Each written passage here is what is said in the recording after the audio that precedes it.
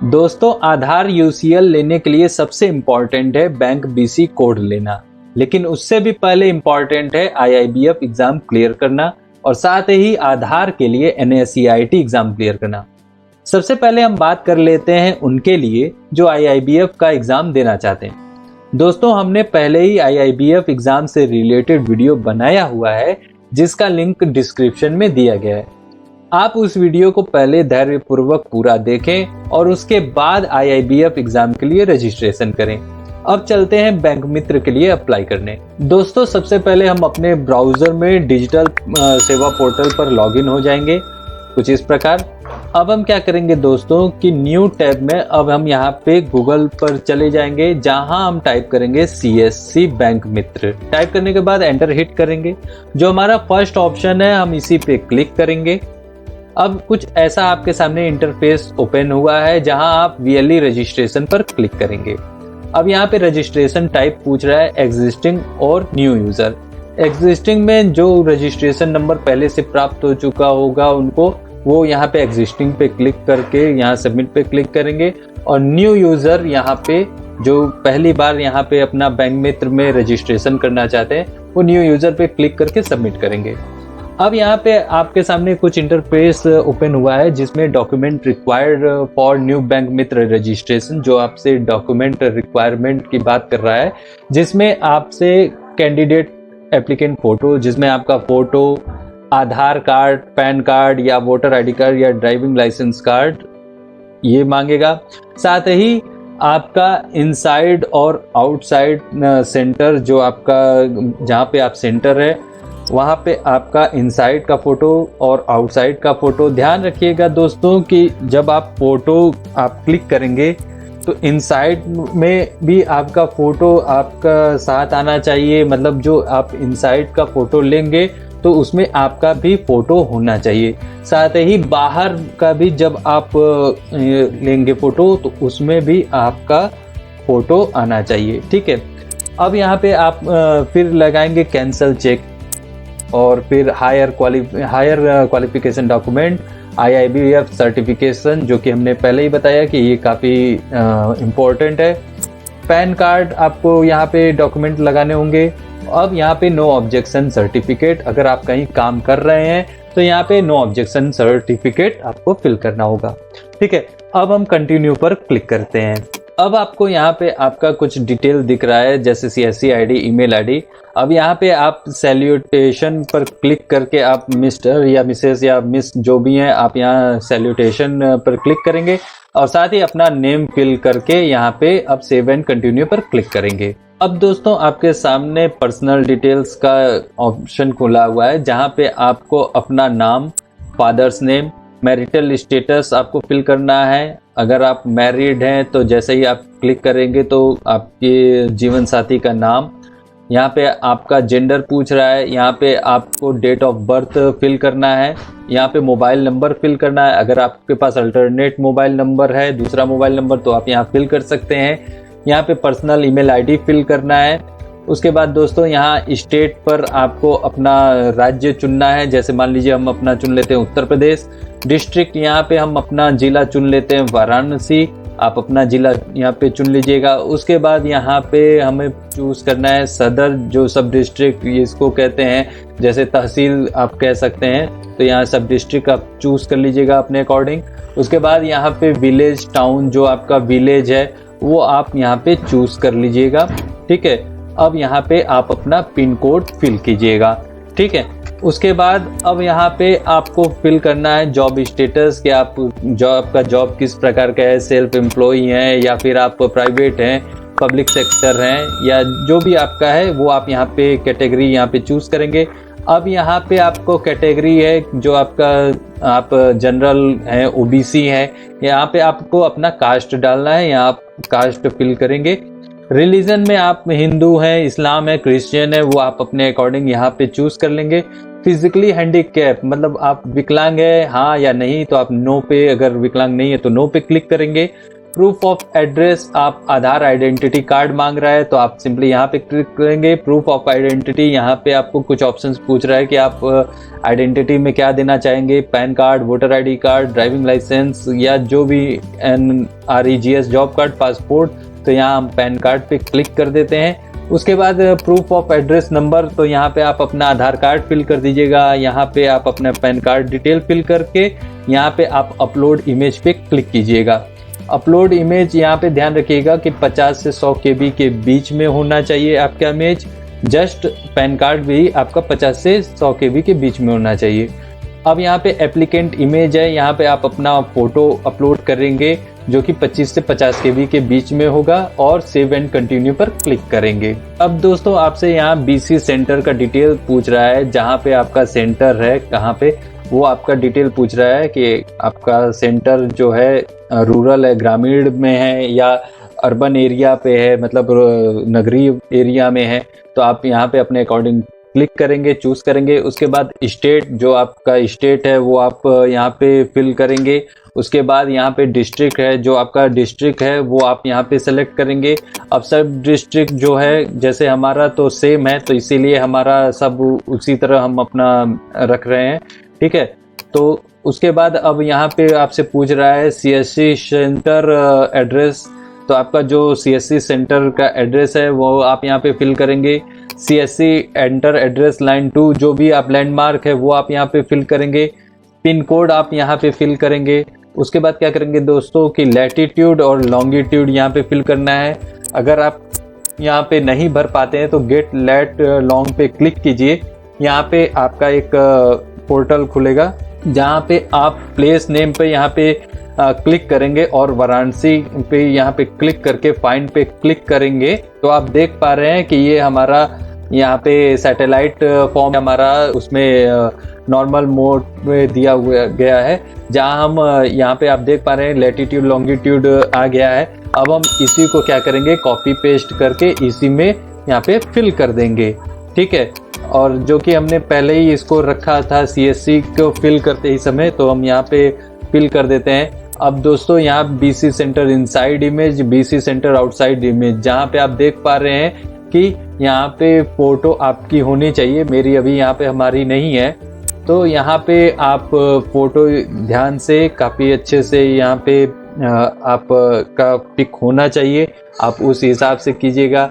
अब क्या करेंगे दोस्तों कि सिंपली सेव एंड कंटिन्यू पर क्लिक करेंगे। यहाँ अब आपसे दोस्तों बैंकिंग डिटेल पूछ रहा है, जहाँ पे आपसे पूछ रहा है कि इंटरेस्टेड फॉर बैंक, मतलब आप किस बैंक से आप अपना बैंक मित्र के लिए आवेदन करना चाहते हैं या मिनी ब्रांच ओपन करना चाहते हैं। तो मैं आपको सजेस्ट करूंगा कि आप पहले अपने CSC के डिस्ट्रिक्ट मैनेजर से एक बार ज़रूर पूछ लीजिएगा कि सबसे नज़दीकी और सबसे आसान तरीका कौन सा है जो आपको बैंक मतलब हम सेलेक्ट करना चाहिए। इससे क्या होगा दोस्तों कि आप अगर अपने अकॉर्डिंग अपने इच्छानुसार कोई भी सेलेक्ट कर देंगे तो हो सकता है कि काफ़ी समस्याओं का सामना करना पड़े।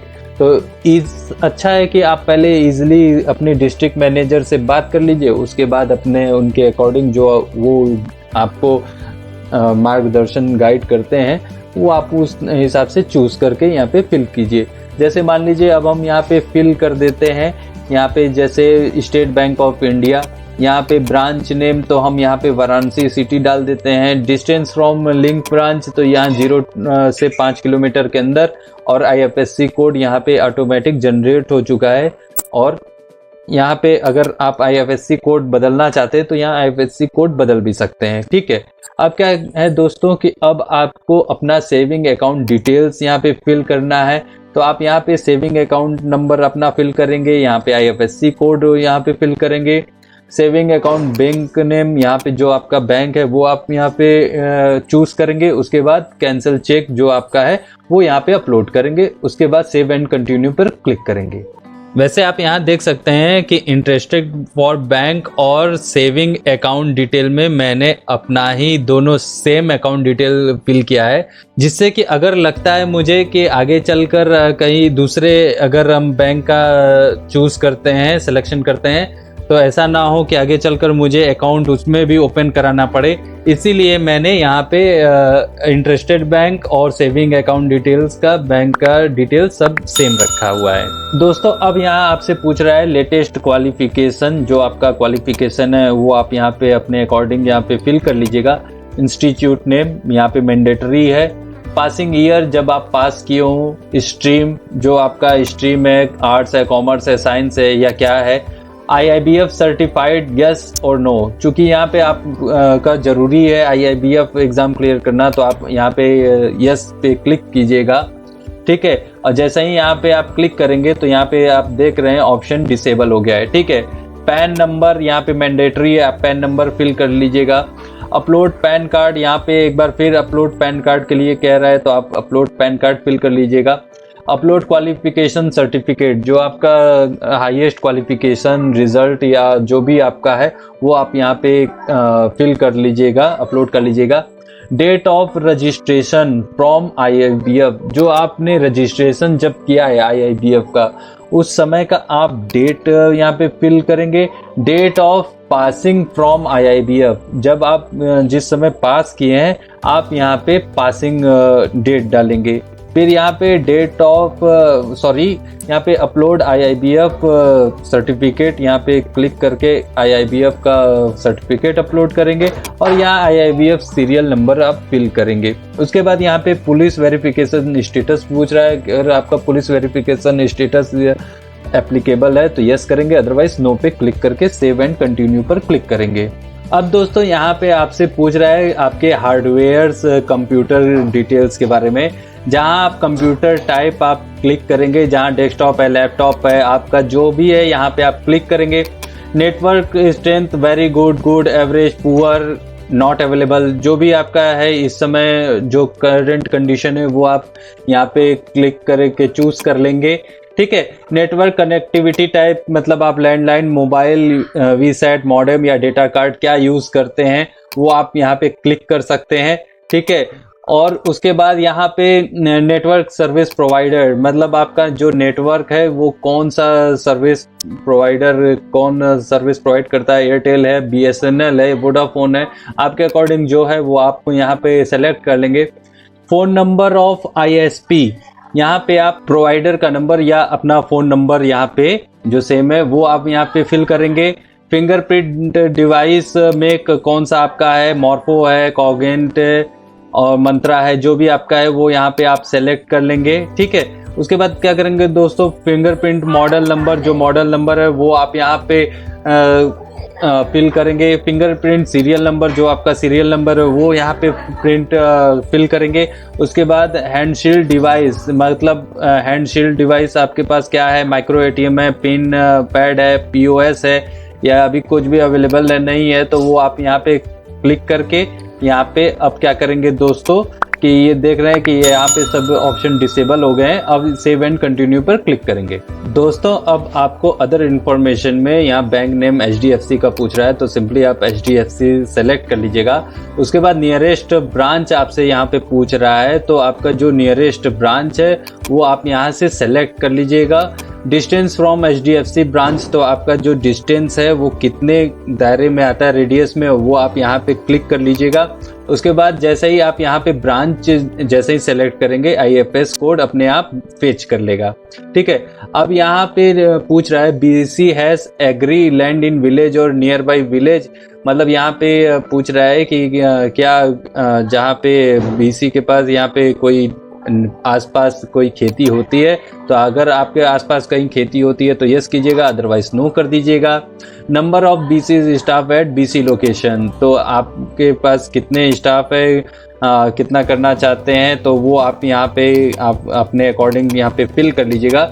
Numbers of years resident in the village, मतलब आप कितने सालों से गांव में रह रहे हैं, वो आप यहाँ पे फिल कर लीजिएगा। प्रीमिसेस टाइप, मतलब आपका जो सेंटर है आपका खुद का है या रेंटेड पे है, आप कहीं किराए पे दे रहे हैं कहीं वो जगह का, तो आप वो अपने अकॉर्डिंग फिल कर लीजिएगा। उसके बाद नंबर ऑफ डिपेंडेंट, मतलब आपके फैमिली में आप कितने लोगों के ऊपर डिपेंडेंट है, आप वो फिल कर लीजिएगा, ठीक है। उसके बाद आर यू एम्प्लॉयड, अगर आप कहीं कर्मचारी हैं तो यस, अदरवाइज नो पे फिल कर दीजिएगा। उसके बाद अब आपको यहाँ पे रेफरेंस फिल करना है, जहाँ पे आपको अपने माता पिता का नाम फिल करके, उनका मोबाइल नंबर फिल करके, यहाँ पे आप किसी का भी देख सकते हैं कि आपके सामने कई सारे ड्रॉप लिस्ट है, जिसमें आप किसी का भी नाम मतलब भाई का, माता का, बहन का भी आप दे सकते हैं। उसके बाद reputation enjoyed in the village, good और बैड, तो आप गुड पे क्लिक कीजिएगा। Past experience with any bank, तो आप यहाँ पे नो सेलेक्ट कर लीजिएगा। अब सेव एंड कंटिन्यू पे क्लिक कीजिएगा। अब दोस्तों आप यहाँ लास्ट स्टेप पे है, जहाँ पे आपसे रिव्यू का पूछ रहा है, आपका CSC ID नेम है और साथ ही ईमेल ID। यहाँ पे आप चाहें तो यहाँ पे रिव्यू सभी का देख सकते हैं। उसके बाद जब आपका सभी रिव्यू कंफर्म हो जाए तो आप सिंपली क्या कर सकते हैं कि I agree to term and condition पर क्लिक करके सबमिट माई एप्लीकेशन पर क्लिक करेंगे। जैसे ही क्लिक करेंगे वैसे ही आपके सामने एक रेफरेंस नंबर जनरेट होकर आएगा, जिसको आपको सेव करके रखना है। रेफरेंस नंबर सेव करने के बाद आपको अपने डिस्ट्रिक्ट मैनेजर से कांटेक्ट करना है और उनको सारी इंफॉर्मेशन बतानी है कि आपने बैंक मित्र के लिए आवेदन किया हुआ है।